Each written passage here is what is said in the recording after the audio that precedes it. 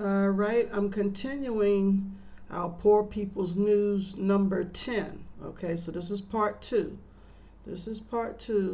Poor People's News number 10.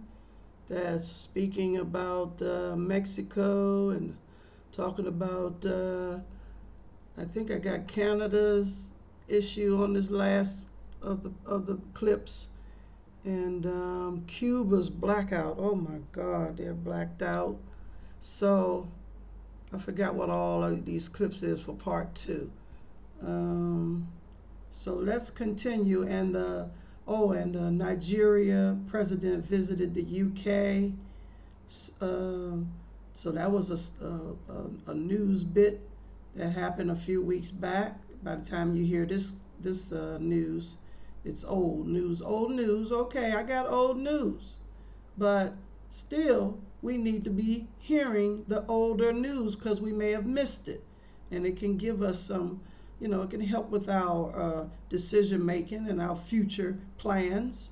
So this is Poor People News, and the Poor People's News is old news that is relevant old news.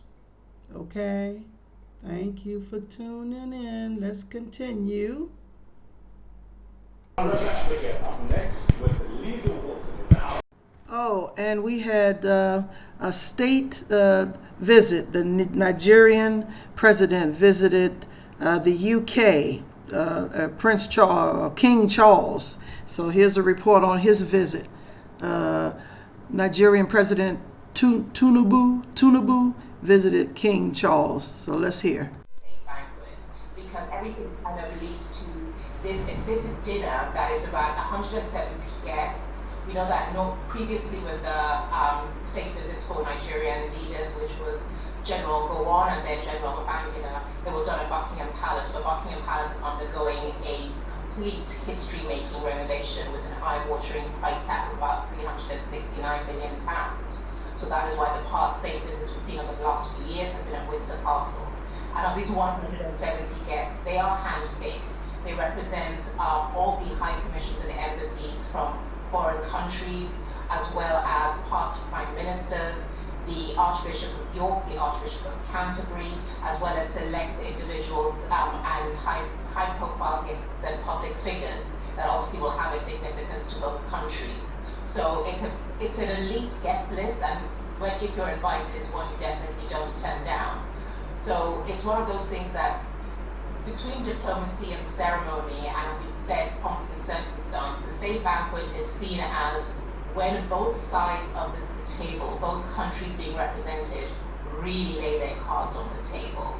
Because in the guise of friendship and ceremony and festivity, a lot is said without being said, if you understand what I mean. And that is why it's so fascinating to watch the state dinners, because you can see the dynamics of relationships play out. But it's done in this way where no one can offend anyone else, but people can understand each other and also position themselves that I can approach things in the spirit of friendship, but also a serious understanding that this has reverberations that go beyond the finery, the table, the dining, and the festivity. Definitely, that's the circumstance, about surrounding this visit. Now, let's turn to the Queen, Camilla, and Nigeria's First Lady. We know there's been loads of focus on King Charles III, the host, and Nigeria's visiting President Tinubu. What's it been like, for Queen Camilla and Nigeria's First Lady, Oluremi Tinubu? See, this is what, particularly in Western countries, a lot of people focus on this dynamic a lot. What do the first ladies do? What do the wives do? Because there is a language that the soft power language that women have such dexterity for, that speaks volumes. So you see Queen Camilla smile more, we see the friendlier side of her, the personable side of her, because she's always had to put on a stoicism based on the origin and the legacy of how her relationship with King Charles started. So she's always had to be very careful about the public perception of her. But these opportunities where you get to see her have friendly relationships with other wives humanizes her to the public. And when it comes to what can happen at this state banquet. You look back at history at other state banquets and seeing what first ladies and wives have done, and it's really been history making. Take, for instance, Michelle Obama. When they had the US state visits to the UK, everyone knows that there are certain rules around the monarchs. You do not touch the Queen. But when she arrived in the hall and was greeted by Queen Elizabeth II, they kind of did a semi-embrace where she put her hand around Queen Elizabeth's back and she wasn't pushed away, and they took a photograph, and Queen Elizabeth didn't pull back. This was an entire 24-hour news cycle, that the magic of Michelle Obama, she could even thaw Queen Elizabeth II. That is the unspoken language of what happens at state visits, where now you understand the magic of that First Lady. Way back when, in the 60s, when Jacqueline Bouvier accompanied JFK to the state visits in France, she could speak fluent French, she understood art. People absolutely adored her, so much so JFK had to crack the joke that I'm the man who accompanied Jacqueline Kennedy to Paris and I had a wonderful time. He was conceding that he knew she's very popular. The same thing with Barack Obama. Nigeria is a country that's very patriarchal. We always let the men lead. In a country like the UK, tomorrow, particularly when she's at Lambeth Palace, she gets to show her abilities as a pastor, her love for faith, the discussions with interfaith leaders. She gets to shine and speak to the language of a country that really sees the value and the power of women in leadership. She is the golden ticket that I think that this state visits the Nigerian delegation needs to play and play well, because particularly with the religious tensions happening in Nigeria and the UK, someone like her, where you come from an interfaith relationship that is celebrated and fruitful and successful, can do so much to create an understanding of what it looks like when Christian and Muslim come together for good. Judith, it's really a golden age for Nigeria, particularly when you look at the preparations that must have gone into hosting Nigeria's president by the British monarch. Tell us some of these golden moments that this visit really, pinpoints. For instance, tomorrow, they're part of the things on the agenda that we know they're going to want to discuss is this. It's kind of like almost become a soundbite that everybody talks about, creative capital. But it's the idea of all the things that make Nigeria so fascinating beyond the borders of Nigeria. King Charles has not been shy in coming forward and saying that he's fascinated by pidgin English. He's trying to speak it. He loves Afrobeats music. On his King's playlist, he added Kante by Davido onto it, the same way Barack Obama has his annual playlist. He's come to Nigeria several times. It's a country that is so important when they look at the Commonwealth relationships. So this period, when you look at a state visit being hosted for the first democratically elected leader for Nigeria, it's a decision made in partnership with the Royal Household and the Foreign Commonwealth Development Office. They sat back and really thought about what is of value, particularly during an economically difficult time for Britain. If we're going to spend this time, money, and effort on a state visit, who do we pick? For them to have looked at the continent of Africa and said Nigeria is the country we need to push for, that speaks to the value and the importance of our country. And also by inviting them here and saying, this is what we are willing to do, to announce to the world that this is the importance you have to us, we're urging the rest of the world to follow suit.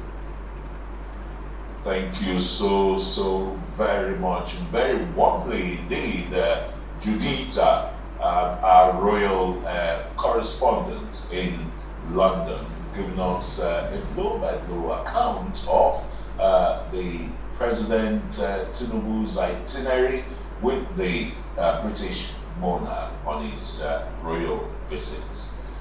When we return from the break, we're about to go. He has disclosed to the world, poses a serious risk to you, the citizens of Ghana, and to Ghana as a whole. We all want to help fight the terrorists.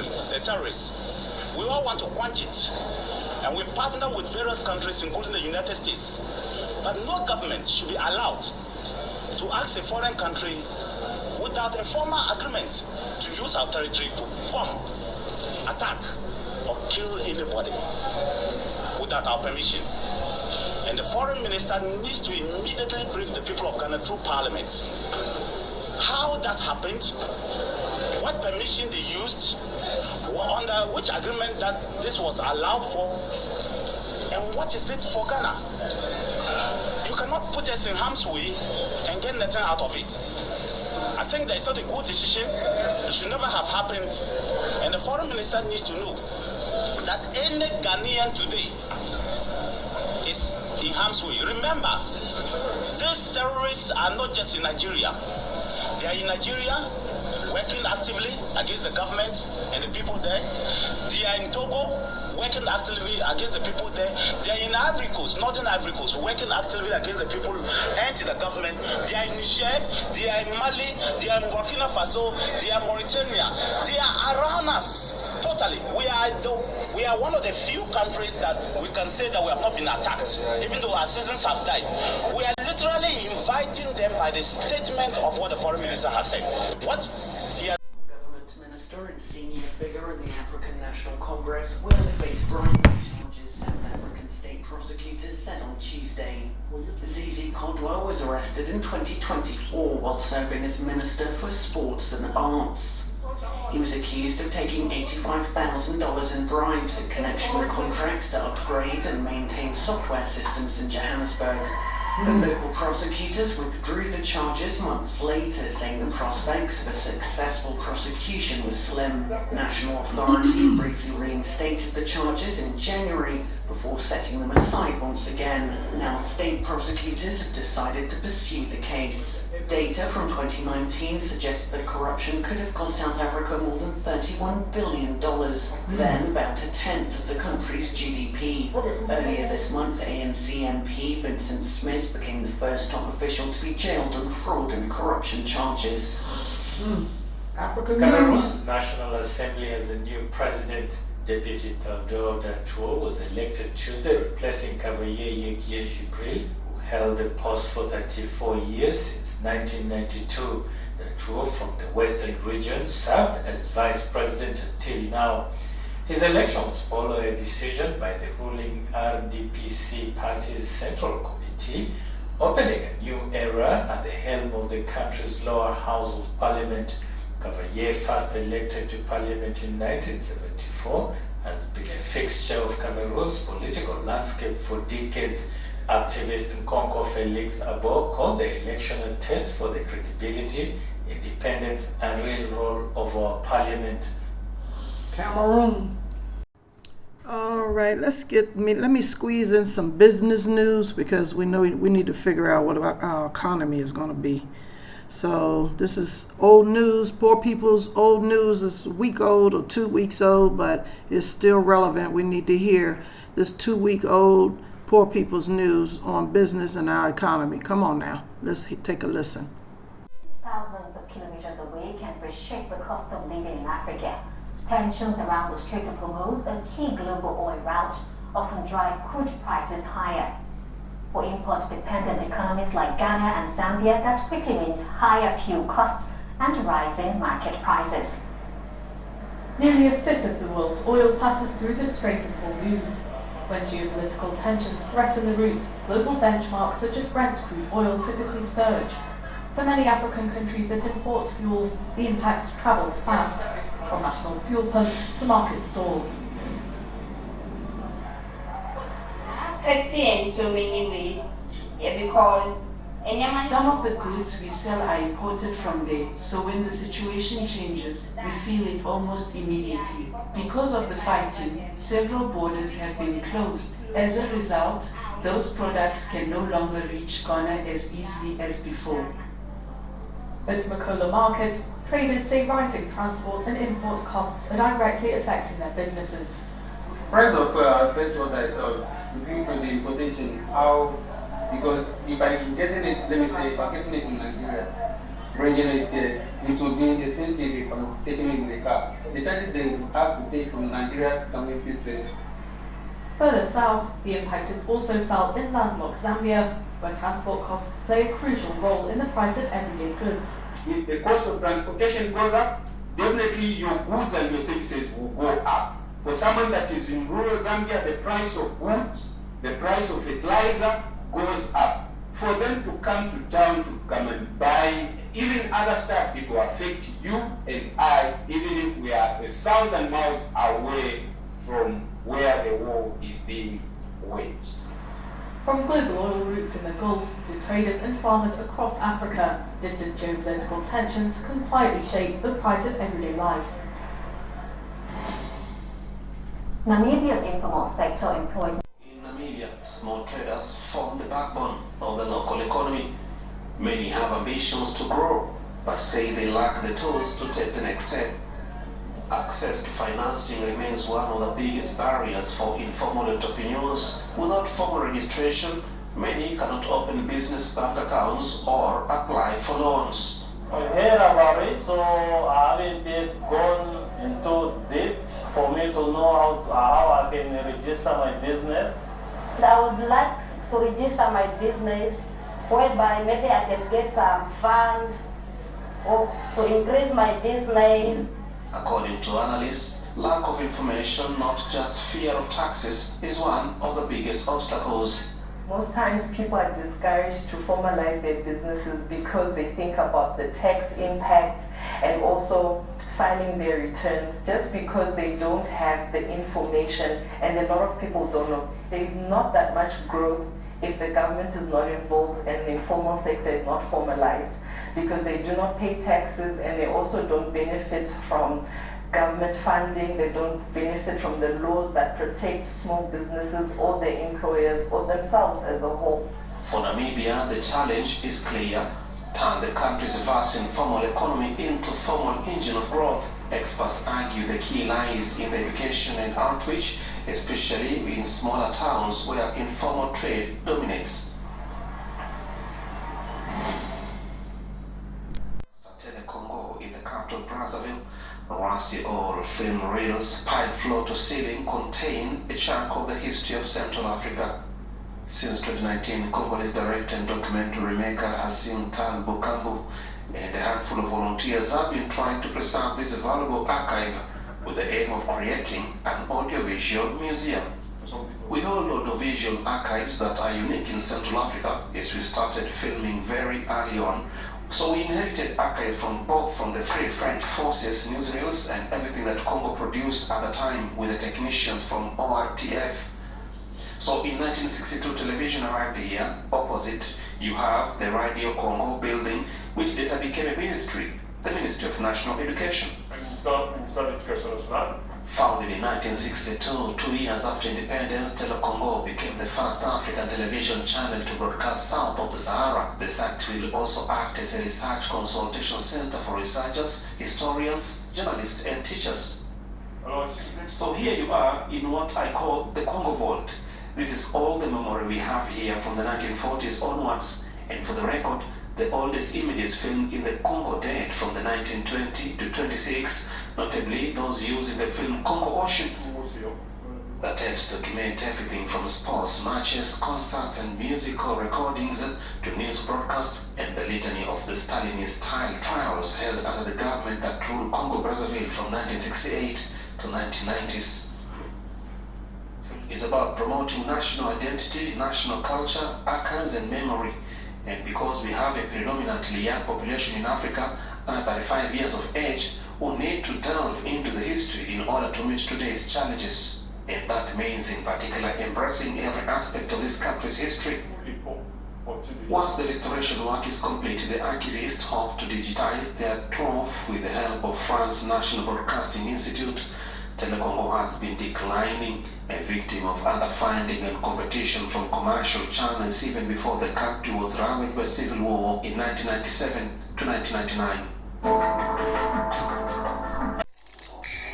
They didn't forget to teach you about money. They chose not to. Because the moment you understand money, you stop being easy to control. Let me tell you why school never taught you about money. I'll oversimplify, but pay attention. There was a time when education prepared people for real life. How to earn, how to save, how to build something of their own. Then something changed. The people who design education realized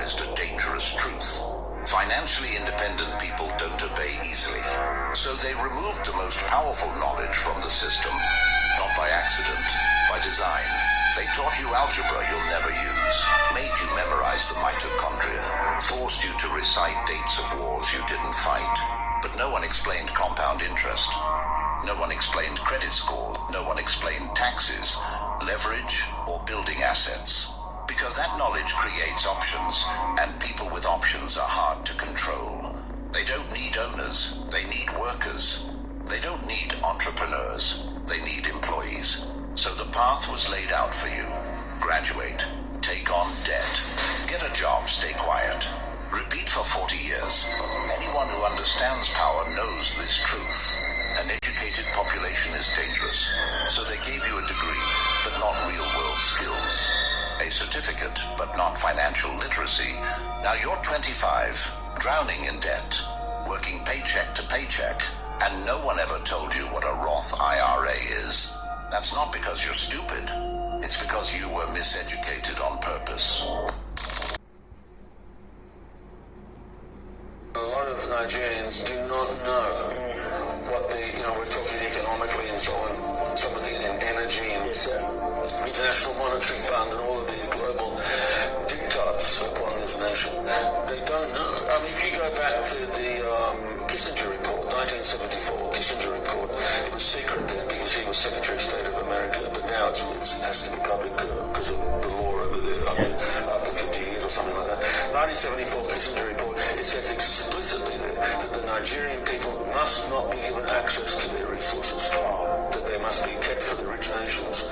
And then you have the structural adjustment program of the 1980s here that privatized our companies and sold off our companies to foreign interests, de-industrialized our nation, and that was supposed to make our economy more efficient. Well, it's led us to where we are today. It is. And so the thing is that most Nigerians don't know this.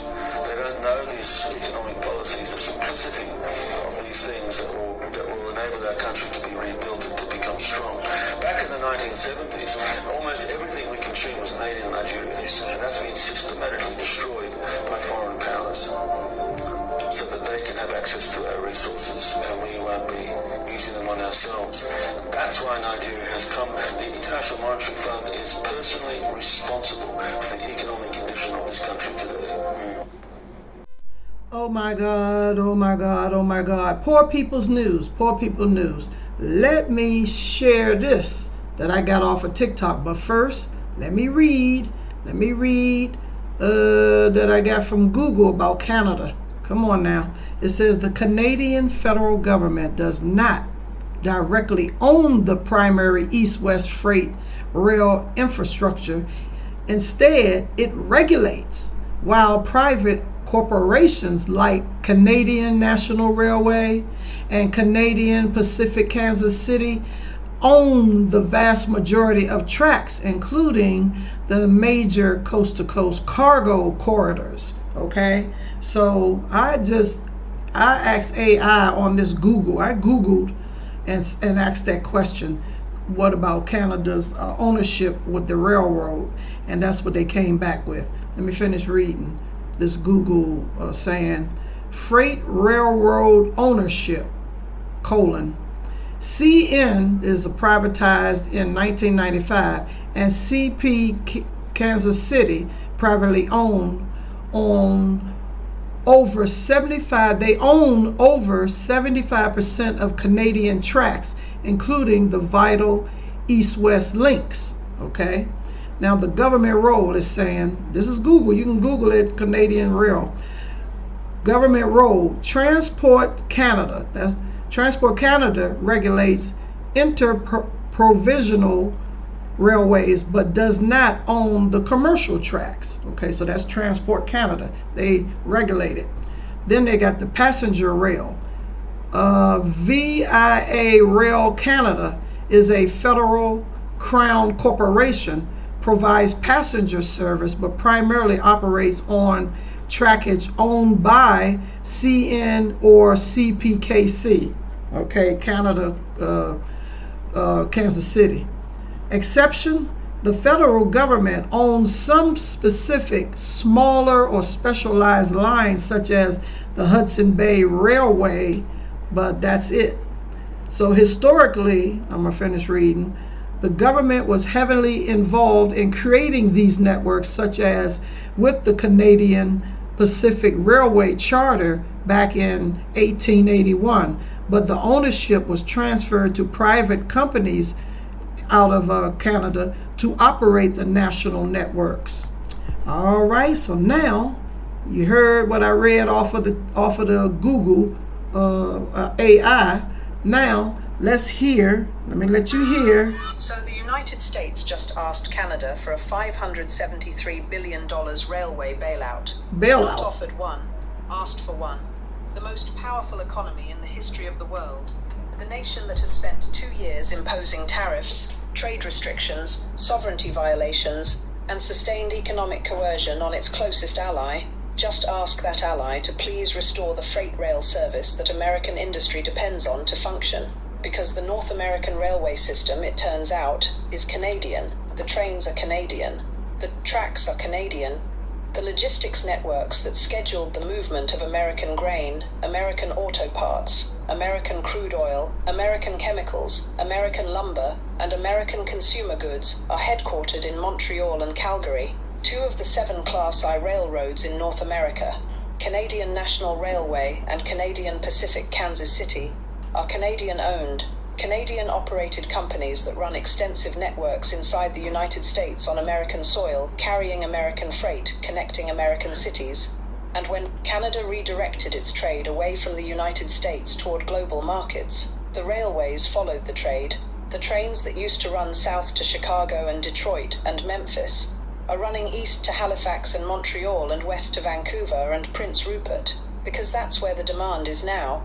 And American factories can't get parts, American farmers can't ship grain, American refineries can't receive crude, American retailers can't stock shelves, and the estimated cost of the disruption, the backed up freight, the idle production, the rotting grain, the cascading inefficiency spreading through every sector of the American economy is $573 billion over 3 years, and Canada said no, not just no. Canada announced a $30 billion east-west rail corridor expansion, a massive infrastructure investment that permanently redirects Canadian freight capacity toward global export ports and away from the American border. The bailout was refused. The infrastructure that would have served American industry is being built in a different direction, and every dollar of concrete poured on the east-west corridor is $1 of capacity that will never return to north-south service. Warren Buffett, who owns BNSF Railway, one of the largest freight carriers in North America, and who has spent 60 years studying the economics of moving goods by rail, said this is the most predictable infrastructure crisis in American history. And then he explained with the authority of someone who doesn't just study railways but owns one, why you cannot wage economic war on the country that owns your rail network and expect the trains to run on time, and why asking for a bailout from the nation you've been coercing isn't a negotiation strategy. It's a confession. But the line that is being called the most humiliating sentence ever directed at an American president by an allied leader, the line Carney delivered when asked whether Canada would consider Trump's railway stabilization proposal, is 9 words that told the United States something no ally has ever had the leverage or the reason to say you don't get to break it, and then ask us to fix it. When you understand how the North American railway system actually works, and who owns it, how the trade war cascaded into a rail logistics collapse that nobody in Washington modeled, what $573 billion of damage looks like on the ground across every major American industry, why Trump asked for a bailout, and what the request reveals what Canada's building instead of restoring service, what Buffett said about the most basic law of transportation economics, and why American farmers and factory workers in swing states are the ones paying the price, you'll understand why this isn't a logistics disruption. It's the moment the most powerful economy on earth discovered it can't move its own goods. Hit subscribe because this railway crisis is about to hit American grocery prices, American factory output, and American farm income simultaneously, and every fix goes through Ottawa. To understand how the most powerful economy on earth ended up asking its neighbor for a railway bailout, you have to understand something that almost nobody, including apparently the people who designed the trade war, knew about how goods actually move in North America. The North American freight railway system is not 3 separate national networks that happen to connect at border crossings. It is a single integrated continental system designed over a century and a half to move goods across the continent with maximum efficiency and minimum friction. The US-Canada border is not a dividing line in the system. It is a seam in visible and normal operation, seamless in practice, and so thoroughly integrated into the logistics architecture of both nations that most people forgot it was there, including the people who decided to tear it. The revelation that stuns most Americans when they encounter it, and that reportedly stunned the President of the United States when it was explained to him in a briefing, is who owns the system. Canadian National Railway, headquartered in Montreal, operates a rail network that stretches from the Canadian Atlantic coast to the Gulf of Mexico. Its American operations span Illinois, Michigan, Wisconsin, Minnesota, Mississippi, Louisiana, Alabama, and Tennessee. CN doesn't just carry Canadian. So the United States just asked Canada for a 573. Wow. All right. See, you poor people, get ready. Hunker down. Stop shopping. Get as much canned goods and backpack your food. Because I'm telling you now, these people in the White House were ignorant. Very dumb, ignorant. Didn't do their research. Run around trying to be a bully and don't know what they're doing. I'm sick of it. My kids need to, terrible. This terrible news here. Sorry, poor people. Have to be the bearer of share this bad news, but y'all, it's good that I'm sharing it because you need to start preparing now. Prepare now for your family's sake. They don't teach you this in school, but the very first free black town in the Americas was in Mexico, and it was led by an African man, the one Spain couldn't kill, couldn't capture, and eventually had to recognize. Meet Gaspar Yanga. He was from West Africa, likely the Bron people, enslaved and dragged to Veracruz, Mexico in the 1500s, but he didn't stay enslaved long.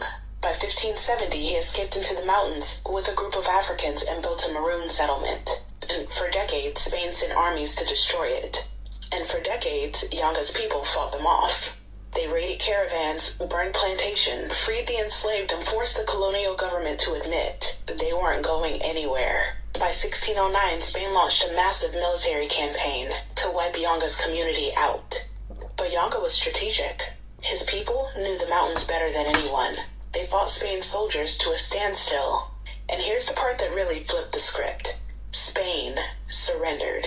By 1618, they signed a treaty with Yanga, granting his community independence. The town of San Lorenzo de los Negros, now called Yanga, Veracruz, became the first legally recognized free black settlement in the Americas. Gaspar Yanga proved something that the colonizers never wanted us to know, that enslaved people could win. Not escape for a night, not survive in hiding, win. Build a free town, and force Europe's most powerful empire to negotiate. But of course, his story has been buried, because Yanga's existence exposes the truth. Freedom was never given to us. We took it. Gaspar Yanga, the man who broke Spain's grip in Mexico, before America was even America. They called him a rebel, a bandit, a criminal. History should call him what he was. A founder.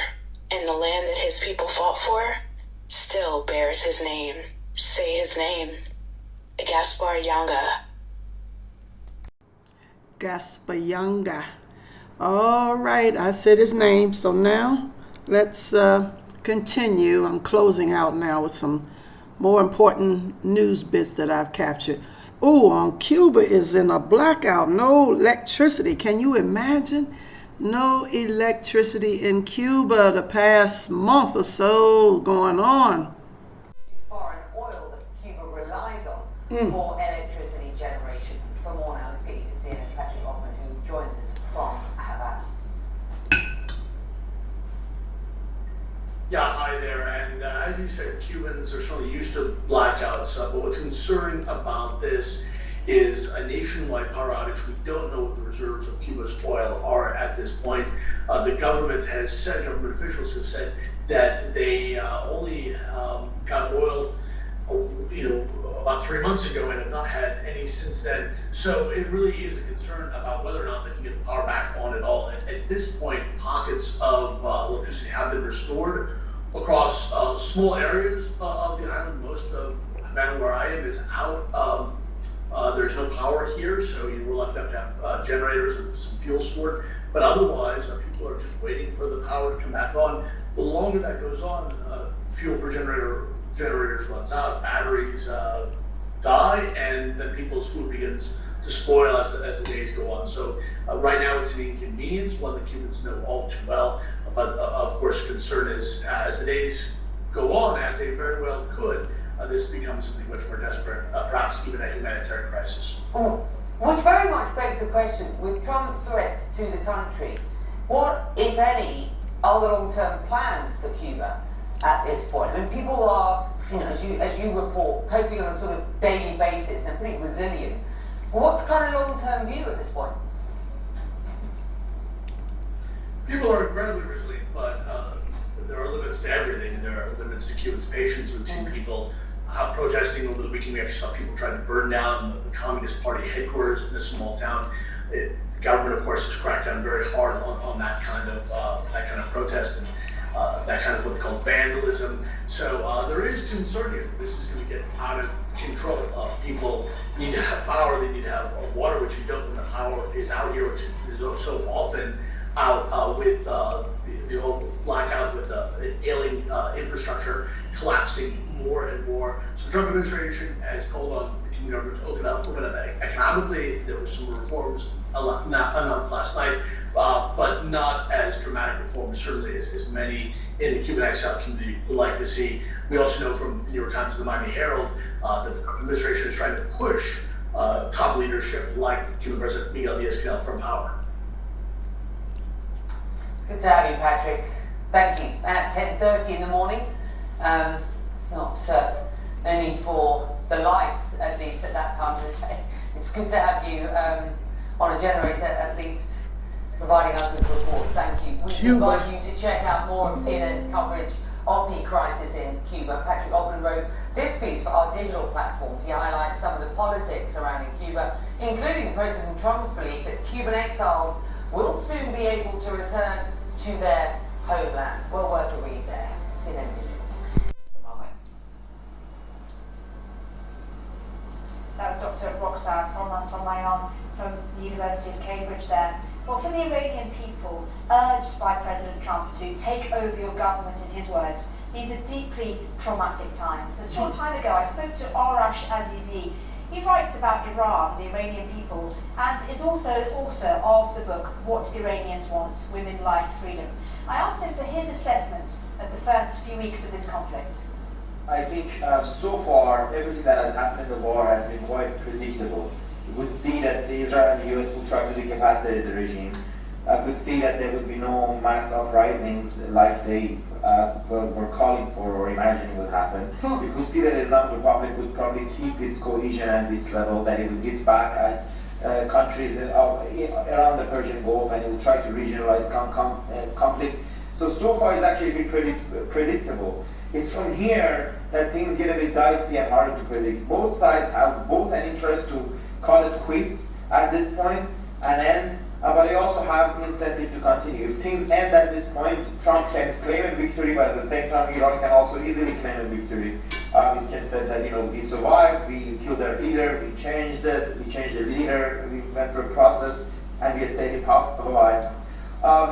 And things that are very worrying, we're seeing this week. Not only attacks on the regional countries, but inside Iran, we see an attempt by the regime to really mobilize its base. In different places, it's brought people out, it has armed some of its supporters. We see even in places like southeastern Sistan provinces, publishes of a female militia that is forming, and this is an area, certainly majority, known for perhaps place where the Iranian regime is the least popular.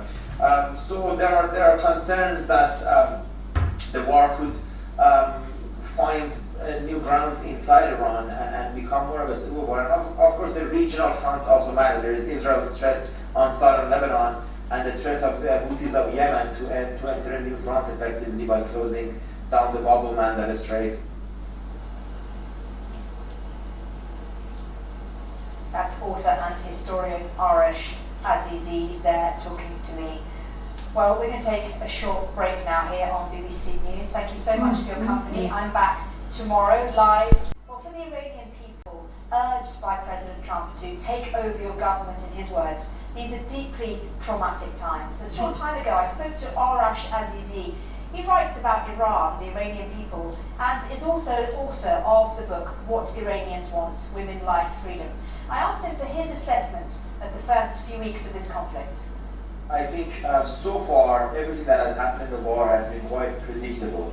You could see that Israel and the US will try to decapacitate the regime. I could see that there would be no mass uprisings like they were calling for or imagining would happen. You could see that the Islamic Republic would probably keep its cohesion at this level, that it would hit back at countries around the Persian Gulf, and it would try to regionalize conflict. So far it's actually been pretty predictable. It's from here that things get a bit dicey and harder to predict. Both sides have both an interest to call it quits at this point and end, but they also have incentive to continue. If things end at this point, Trump can claim a victory, but at the same time, Iran can also easily claim a victory. It can say that, we survived, we killed their leader, we changed the leader, we went through a process, and we stayed in power.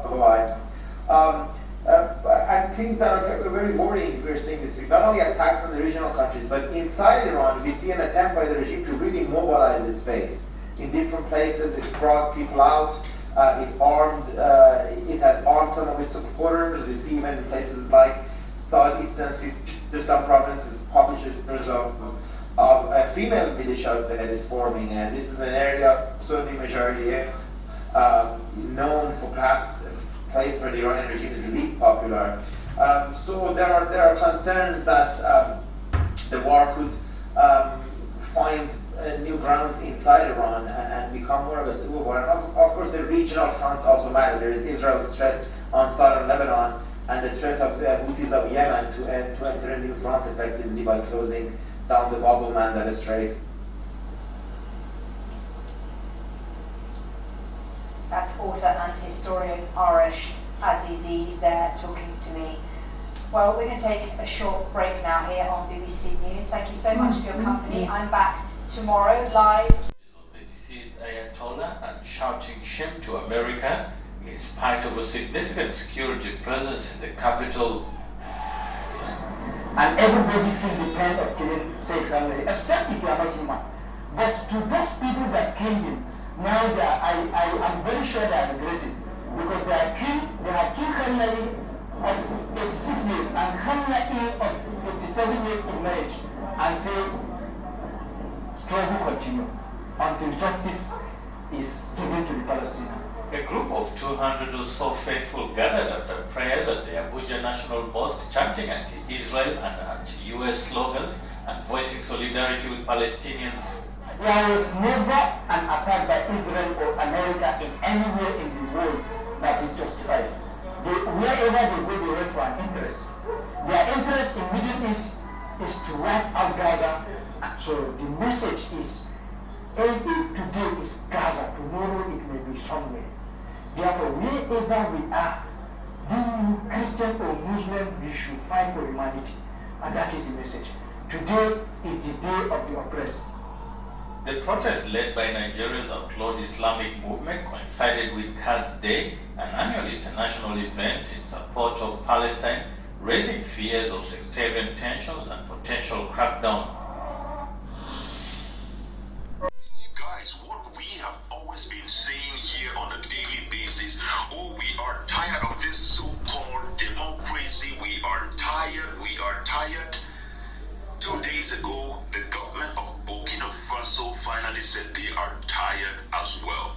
So right now, as we speak, the government of Burkina Faso, under the leadership of His Excellency Captain Ibrahim Traoré, have dissolved all political parties. Remember the last year they were suspended. This time they have been dissolved.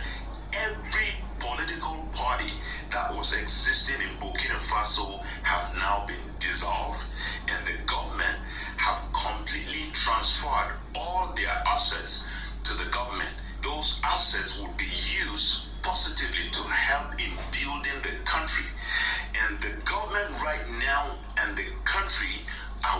working on a project to find the best government system which is going to work for them, just like China had to find a system that is working for them today. A system that will put the country first and not your party impressions, and not about I want power at all costs. You know what democracy does, right? Democracy, so-called systems, no matter what the government in place does, opposition would never appreciate. What they would always do is to keep pushing people to hate on the government which is in place so that they would find ways to come to power. They never care what happens with the country. All they care is we want to be the ones in power. And that's the reason why, if the former government was on the project construction, once the new government comes in, they completely abandon the project that the former government was doing and start another new project which they will now finish, and another government will come into power and abandon that project, and the whole country will be full of projects which were never completed. You know why? Because each party is thinking about, we want to come to power. They don't want to come to power to serve, but they want to come to power so they can steal, they can oppress the country, they can completely ruin the country, and that's the only thing that gives them joy. Burkina Faso has decided that they are going to come out from that so-called chains of democracy and find a system that will put the country's interests above every human being, the people's interests above every single human being. Everybody in the country would be thinking about the country and not about their party. Guys, I know some crazy people have been going from one media to another. They are saying, oh, Burkina Faso has finally attacked democracy. We call it demon crazy, right? Yeah, Burkina Faso has attacked demon crazy. Demons must be attacked. And we don't really care about what they are saying, right? What we care about is we need to move, and we need to move really fast. And I want to use this medium to say shout out to Captain Ibrahim Traore and his entire government. Shout out to the people of Burkina Faso. Guys, what nation? This war between the US, Israel, and their allies against Iran and its allies is the catalyst. For your information, the trigger has been pulled. The war sirens are blasting and every nation is taking a stand. It's going to get worse, ladies and gentlemen.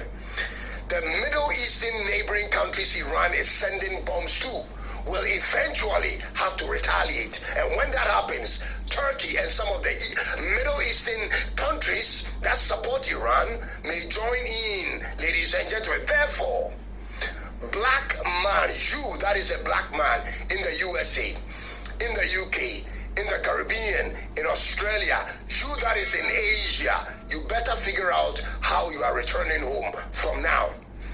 And to those that are descendants of the slave trade, I'm talking about the African Americans, listen up. There is only one place you will be totally accepted just the way you are, and you know it. You know it's among your people, and it's among us, the Africans. I suggest you stop waiting around and get yourself acquainted with the possibility of moving down here. There is a whole continent to build.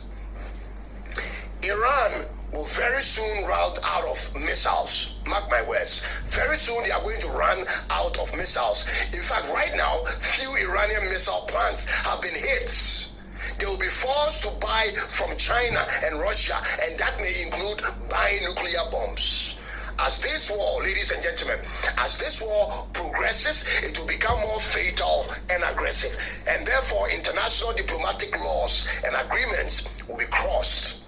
United Nations collective decisions will be ignored. And I repeat, everything will be possible at that level. And so, assume the worst case scenario and start planning now. Get yourself ready. China, Russia, and Turkey are aligning with Iran. You know it. Yep. These two countries, China and Russia, might end up selling nuclear bombs to Iran. You know that is about to happen. Yep. China is currently suffocated because it depends on Iranian systematically attacking their friends, they know sooner or later they might be attacked in some way, shape, or form. So, ladies and gentlemen, I'm using this opportunity to ask 4 questions to every African living in the diaspora, and I hope when you hear these 4 questions, your answer to all of them will be in the affirmative. My name is Cyrus, and this is Tuntum Network in Accra, Ghana. If today is your first time watching us, do us a favor. Be sure to subscribe and click on the bell for more of our videos. And just by the way, ladies and gentlemen, who is this? The YouTube algorithm is doing everything possible to limit our growth, and we've seen it. In the last 2 weeks, they've done everything possible. They've actually shadow banned us because I did a topic recently on the new HIV drug that kills the virus. And I questioned the motive behind the company that actually owns the medical company that produces this new HIV drug. And for that reason, ladies and gentlemen, many subscribers don't even see our videos in their feeds. It's all good, ladies and gentlemen. It's all good. We continue to push and hope that you will help us share this video to as many group chats as possible. Here are the 4 questions I have for you, African Americans or black people in the diaspora. Here are they. Let's get into it. Okay. Question number 1. Do you have a place you call home in any part of Africa or not? Hear me correctly. I am not talking about your family home or your friend's vacation home or some vacant home. I mean your own place in your own home country as a black man or an African. Do you have anything as such? Something that has your name on it? Nope. Do you have it? Not yet, but I'm trying. If you don't have, then you have a problem. Yep. You will never, mark my words, never be comfortable. No matter the arrangement you have, you will never be comfortable so long as you don't own it. Yep. You need your own place, and I know that's the foundation for everything you have in mind on this continent. And That's so start true. working on it right now. That's right. True. Listen, because of the inflation going on, you should budget for at least $50,000 if you want something simple. That's not a story building. But if you want 1 story for, let's say, 3 bedrooms in any good location, not too far from the city, you should budget no less than $100,000 by the time you are done. Take my word seriously. If you are trying to build a nice home, I'm talking about a modern home you'll be proud to invite people over to. Yes. And I'm able to give you these numbers, ladies and gentlemen, because that's what I do for a living. I am a builder. I build homes. Now, to the second question. What will you do here? What would you do in Africa when you get down here? After living there for so many years, what is your plan? You need some form of business that will keep you going. Yep. But have you figured out that business already? If you haven't, check these ideas out. Consider running garbage collection business. I'm serious. Yeah. I'm telling you where the money is hiding for those who are yet to figure out what business is to do back home. Garbage business. There is money in having the transport system that collects garbage or rubbish from residential homes and offices. Consider running a garbage business. That is number 1. Also consider running a courier service. Consider running an electric bike for delivery services. It's super profitable, I'm telling you, when you manage it right. Consider vegetable farming, red cayenne pepper farming, to be specific. That business is a cash cow.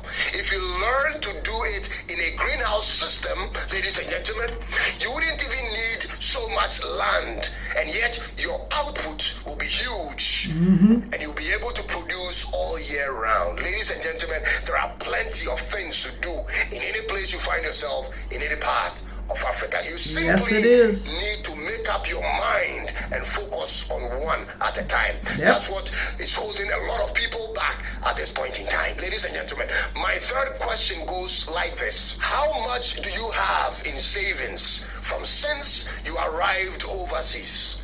Can you boast of $50,000 in cash? Nope. In cash, I mean. Listen, time is of essence. Yes, it is. The opportunities you meet in your staying in the West right now is for a reason. There is soon coming a day when it's going to be extremely difficult for you to meet opportunities. And so, take full advantage of all the opportunities you have today and work your butt off. Work extra, save extra, tone down on your buying, slow down on accumulating things in the West. I tried to tell them. Your expenses Blackout. to the barest minimum, because conditions will soon change. Ladies and gentlemen, have money. I mean cash. Have that cash readily available at your disposal. If you don't have $50,000 in your savings after 10 years in the USA, for instance, and you are past 40 years old, you should know that something is wrong. I won't judge you, but you know that something isn't right.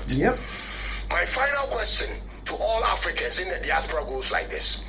What is the one thing that can make you stop everything you are doing in the country you live in right now and think of returning home? What is that one thing? What could that be? Could that be deportation, war, internal insecurities, or old age? If there is one thing that has the potential to make you consider returning home, then, ladies and gentlemen, consider getting solid answers to the 3 questions I just asked, because that one thing that can actually get you back home is about to happen where you live right now, any moment from now. War is coming to Europe. War is coming to Europe and to North America. We are going to wake up one day in the middle of the night to hear a bomb has been sent to a U.S. city. This shouldn't shock you when it happens. The European Parliament is on red alert for bombs as we speak right now, ladies and gentlemen. There will be no place in the Western Hemisphere that will be safe any longer. Everything is possible at this moment. So as a smart African living in diaspora, and listen to me right now, get your home in Africa ready. Settle on the business you want to be doing here when you return, and have some cash savings with you whenever it happens that you have to move. Ladies and gentlemen, whichever side you choose to be on in terms of this war, I really don't care about it. I really don't care. Just make sure you don't become a victim of this war. It is not your war. When we fight here in Africa, nobody comes to our rescue. So leave it alone. Focus on what we are going to do down here. There is a need to build Africa, and that should be your priority, ladies and gentlemen. We will eventually become the continent of refuge. We'll become a haven of peace on earth. The entire world will need to come to us for survival, and that's what I see coming. Let's work towards that and leave the rest to the rest of the world to worry over it. Thank you. Your journey back to Africa begins now. Start working on it. My name is Cyrus. Thank you, Cyrus. Thanks for watching. I'll see you in the next one. Thank you so much. Be safe wherever you find yourself. Thank you. Israel and the allies. Thank you, Cyrus. Thank you. Well said. Did y'all hear? Did you hear that, Black America? Did you hear this guy, Cyrus? He's telling you the truth. You're too comfortable over there. Get out your comfort zone and stop spending your money on all this junk out there in America. Get ready. He's sending you a good alert. This is a beautiful, he's reaching out. He loves us. We're Black Americans. We're brothers and sisters. And we're sharing the love. Oh my God. Thank you, Cyrus. Thank you. He's on TikTok as the Black something. What is it saying here? I can't see. It says, Ghana Black Stars. Thank you in Ghana. Thank you so much, Cyrus. All right. So that's the end of my reporting of our poor people's news, because it's 2 hours long. I had so much. I had four more clips to play, but I can't get over that two hour mark.